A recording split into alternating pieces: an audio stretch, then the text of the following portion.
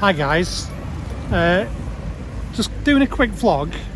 Every year at the beginning of November, at the end of our street there's a big fireworks display, so it's due to start any minute, so I'll switch back on when the fireworks start. Now Joanne's still at work at the moment, so I'm just here on my own. Now this display is run by a local pub, which you can see in the camera there. The pub's called the Observatory. And I think it's a charity event, but like I say, you can see it from our street, so I'm not going in the pub this evening. And for any viewers outside the UK, fireworks and bonfire night is a tradition in England that happens every 5th of November or around that date, and there's a long history to this tradition. I'll explain the history to you. The tradition goes back to the year 1605 when King James I was on the throne of England. King James I was a Protestant monarch, and he heavily persecuted the Catholics, and he wouldn't let them practice their religion freely. This caused a lot of tension and hatred between the Protestants and the Catholics, and a man named Guy Fawkes had a plan to assassinate King James I. Guy Fawkes was an experienced soldier who had fought for Spain, and he was recruited by his fellow conspirators because of his expertise with explosives. The gunpowder plot was a plan to blow up Parliament and kill King James I during the state opening, along with his closest advisors and much of the Protestant aristocracy.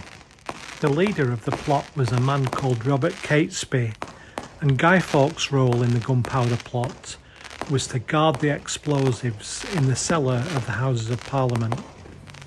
On the 26th of October, just days before the plot was due to culminate, an anonymous letter was sent to Lord Monteagle, who was a member of the House of Lords, and the letter advised him not to attend as a terrible event was about to befall Parliament.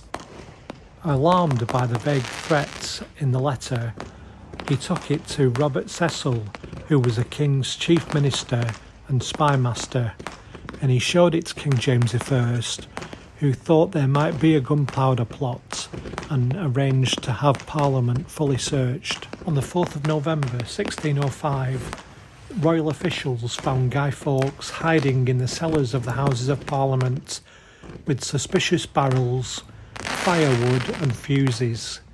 Guy Fawkes claimed to be a man named John Johnson and said he was merely guarding the firewood for his master, but he wasn't believed and he was taken away.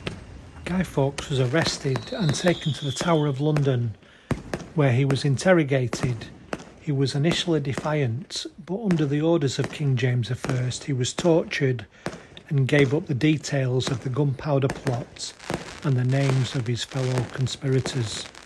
With the names of the co-conspirators revealed, they were quickly captured or killed, and Robert Catesby, the leader of the plot, was killed in a final standoff before being captured.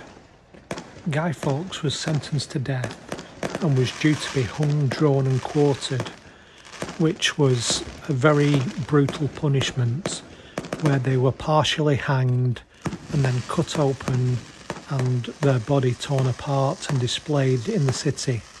Before the death sentence could be fully executed, Guy Fawkes jumped from the gallows, where he hanged himself and his neck was broken.